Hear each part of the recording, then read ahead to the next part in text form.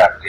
क्षेत्र की हालत बहुत खराब है। गैस की कीमत पहले 450 रुपए हुआ करती थी, आज 1200 रुपए है और गैस कहीं मिल नहीं रही है। उज्ज्वला योजना के जरिए गांव-गांव में गैस पहुंचा दिया सरकार ने, अब उन लोगों को मिल रही है। उज्ज्वला योजना के तहत सरकार ने गांव-गांव में घर घर गैस तो पहुंचाई। जो सिलेंडर की कीमत 450 रुपए थी उसको 1200 रुपए कर दिया। जनपद उन्नाव के बिघापुर तृतीय क्षेत्र से समाज सेवी व जिला पंचायत सदस्य पद के भावी प्रत्याशी देवशरण यादव ने हमारे संवाददाता से विशेष बातचीत के दौरान बताया कि उनका राजनीति में आने का एक ही मकसद है, ग्रामीणों को सरकारी योजनाओं का लाभ दिलवाना, क्षेत्र के बेरोजगार युवकों को रोजगार परक योजनाओं के माध्यम से स्वरोजगार के जरिए आत्मनिर्भर बनाना। ग्राम सभा की सड़क गड्ढों में तब्दील है, खंजड़े उखड़े हुए हैं जिससे गांव की जनता को परेशानी हो रही है। लोगों को पानी के लिए दूर जाना पड़ता है। उनका प्रयास रहेगा कि ग्राम सभा के लोगों को स्वच्छ पेयजल मिले और उनके माध्यम से ग्रामीणों की आवाज सरकार तक पहुंचे।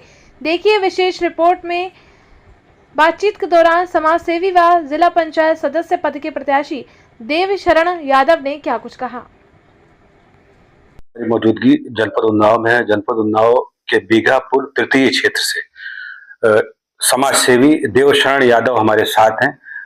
काफी अरसे से समाजवादी पार्टी से जुड़े हैं और अभी भावी प्रत्याशी हैं जिला पंचायत सदस्य पद के लिए। हमारे साथ मौजूद है, हम उनसे बात करेंगे। कैसे रुचि हुई राजनीति में, राजनीतिक इतिहास बताएं हमको। बहुत बहुत स्वागत है आपका राष्ट्रीय। धन्यवाद। सबसे पहले आपके चैनल को धन्यवाद देता हूँ। आपके चैनल के माध्यम से मैं आपको बताना चाहता हूँ कि हमारी राजनीति में काफी पुरानी ज्यादा दिलचस्पी नहीं है और छात्र जीवन से भी राजनीति की इच्छा रही है।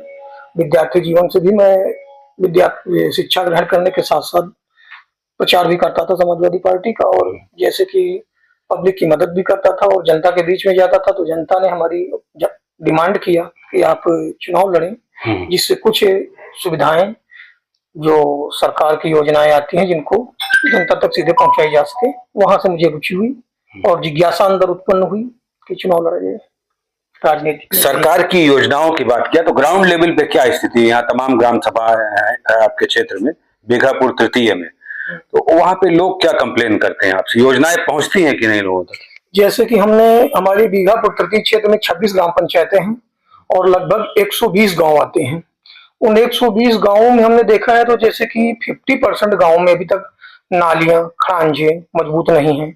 और एक हमारे क्षेत्र में दुर्जन खेड़ा गांव आता है, अरम ग्राम सभा का है, उसमें से लगभग 3 किलोमीटर का एक रास्ता है जो अभी भी कच्चा है और उसमें कंक्रीट गिट्टी ईंटे का खांजा तक नहीं है, जैसे वो देखा हमने। और एक बहुत सारी ऐसी, मतलब हमने तो 120 गांवों का भ्रमण किया है जिसमें से मुझे देखने को मिला कि काफी चीजें जैसे कि नालियां और सड़क, शिक्षा का क्षेत्र में स्कूलों का रास्ता नहीं है, स्कूल बन गया वहां जाने का रास्ता नहीं है। ऐसे बहुत सी चीजें देखी जिनसे मुझे रुचि हुई कि मैं राजनीति में जाऊं। एक बहुत ही महत्वाकांक्षी योजना है सरकार की, जल जीवन मिशन। तो आपकी ग्राम सभाओं में क्या हाल है? जल जीवन मिशन के अंतर्गत पानी की टंकियां बननी थी और रास्ते खुदे हुए हैं, तमाम प्रधानों का कहना है अपूर्ण है योजना। जल जीवन योजना अपूर्ण है, सरकार की योजना है और ये अपूर्ण है। जैसे कि टंकियां बन रही हैं, बनने के बाद उनमें पानी भरा जा रहा है, लीकेज हो रही है। हाँ, लीकेज हो रही है। पाइपलाइन जो बिछ रही है, पाइपलाइन लीकेज हो रही है। तो ये जल जीवन योजना हमारे हिसाब से तो सरकार की जो नीति है, सरकार की तो योजना अच्छी है, नीति अच्छी है, लेकिन ये ग्राउंड लेवल पे इससे काम सही से नहीं हो रहा है, खराब हो रही है। क्या जिले के अफसर एक्शन करवाते हैं जल निगम के?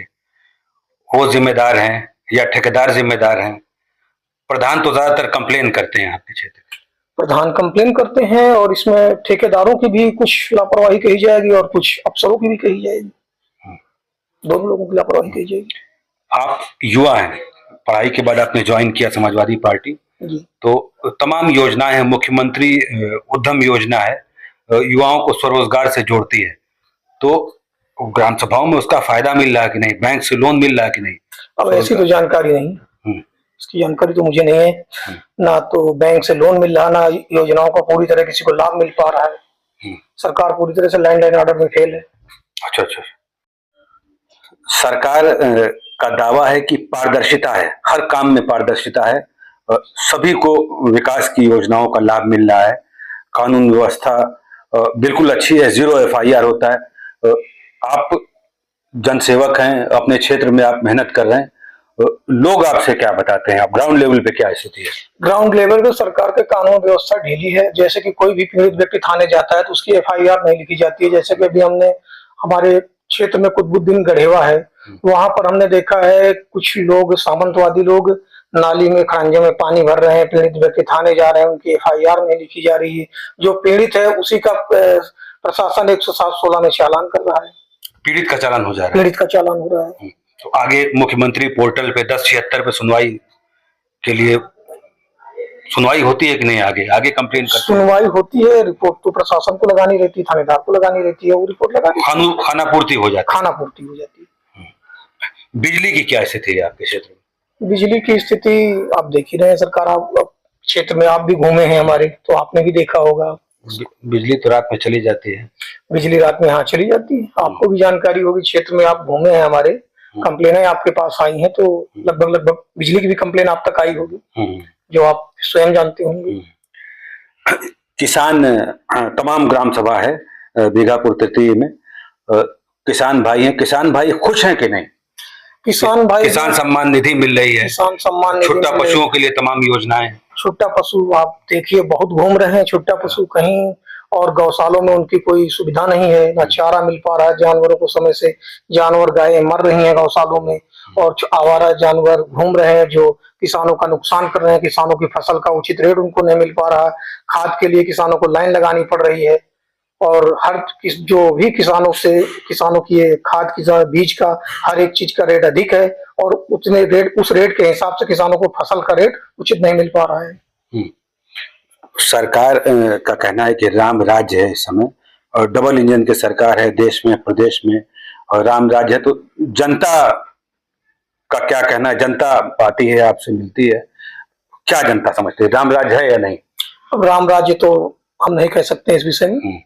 नहीं, राम राज्य तो शेर और बकरी एक ही घाट पे पानी पीते थे, ऐसा कुछ नहीं। सीता जी का त्याग कर दिया धोबी के कहने पे जी। भगवान राम वो थे मर्यादा पुरुषोत्तम राम। तो सरकार उनके पद चिन्हों पे चल रही कि नहीं चल रही? कहाँ चल रही? अगर सरकार उनके पद चिन्हों पे चल रही, भगवान राम को भी तो न्यायालय से मिला था। भगवान राम को अयोध्या में न्यायालय से मिला है, तो न्यायालय सर्वोपरि है। अच्छा, न्यायालय सर्वोपरि है। आप चुनाव लड़ रहे हैं, आप प्रत्याशी हैं जिला पंचायत सदस्य पद के, किन वादों के साथ आप चुनाव लड़ रहे हैं क्षेत्र में? जनता से आप क्या कहना चाहते हैं? जनता क्यों आप पे भरोसा करे? बीजेपी का कैंडिडेट है और पार्टियों का कैंडिडेट है, उस पर भरोसा क्यों ना करे? अब जनता के बीच में जाएगा, हम भी जाएंगे, और बीजेपी का भी कैंडिडेट जाएगा, बसपा का भी जाएगा, कांग्रेस का भी जाएगा, अन्य भी कैंडिडेट जाएंगे। और जो समस्याओं को लेकर के, जैसे बीजेपी के कैंडिडेट पे भरोसा इसलिए नहीं करेगी जनता कि 10 साल से लगातार बीजेपी की सरकार है। अगर बीजेपी के कैंडिडेट पे जनता को भरोसा करना होता तो 10 साल में बीजेपी के कैंडिडेट ने क्यों नहीं कार्य किया? रोडें अधूरी पड़ी हैं, खुदी पड़ी हैं, नालियां नहीं है, रोडों में काम नहीं है, इसलिए जनता हम पर विश्वास करेगी। एक सवाल और कि मौजूदा जो परिस्थिति है, गैस की बहुत किल्लत है, तमाम लोगों का रोजगार छिन गया है, होटल ढाबे बंद हो रहे हैं, तो क्या क्षेत्र में हालत है आपकी? क्षेत्र की हालत बहुत खराब है। गैस की कीमत पहले 450 रुपए हुआ करती थी, आज 1200 रुपए है, और गैस कहीं मिल नहीं रही है। उज्ज्वला योजना के जरिए गांव-गांव में गैस पहुंचा दिया सरकार ने, अब उन लोगों को मिल रही है। उज्ज्वला योजना के तहत सरकार ने गांव-गांव में घर घर गैस तो पहुंचाई। जो सिलेंडर की कीमत 450 रुपए थी उसको 1200 रुपए कर दिया, तो उसका लाभ कहाँ मिला? जो सिलेंडर 450 रुपए का मिल रहा था, वही सिलेंडर अब 1200 रुपए का मिल रहा है। नहीं, उस पर सब्सिडी भी है, साल में 2 बार। सब्सिडी कहीं नहीं आती। हमने तो इतने क्षेत्र में घूमा है, कोई नहीं कहता मेरे अकाउंट में पैसा है। गैस ही नहीं मिल रही है तो सब्सिडी कहाँ? गैस इधर मिल रही है कि नहीं? गैस कहाँ मिल रही है? अच्छा, नहीं लग रहा कहीं मिल रही है। गैस नहीं मिल रही? नहीं मिल रही। जो लाभार्थी हैं, गरीब लाभार्थी, उज्ज्वला योजना वाले, उनको मिल रही है कि नहीं? नहीं मिल रही है, उनको भी नहीं मिल रही है। इसका मतलब सरकार की योजना फेल है। अब ये आप भी देख रहे हैं, महानगरों से तो पलायन हो रहा है, लखनऊ में, कानपुर, महानगरों से लखनऊ, कानपुर, दिल्ली से लोग गैस न मिलने के कारण वहां से गांव की तरफ पलायन कर रहे हैं। तो गांव में एक विकल्प वही है जो पुराना था, लकड़ी। गांव में वही पुराना विकल्प है, लकड़ी, चूल्हा, कंडा, चेला। राष्ट्रीय न्यूज एक्सप्रेस से बात करने के लिए बहुत बहुत धन्यवाद।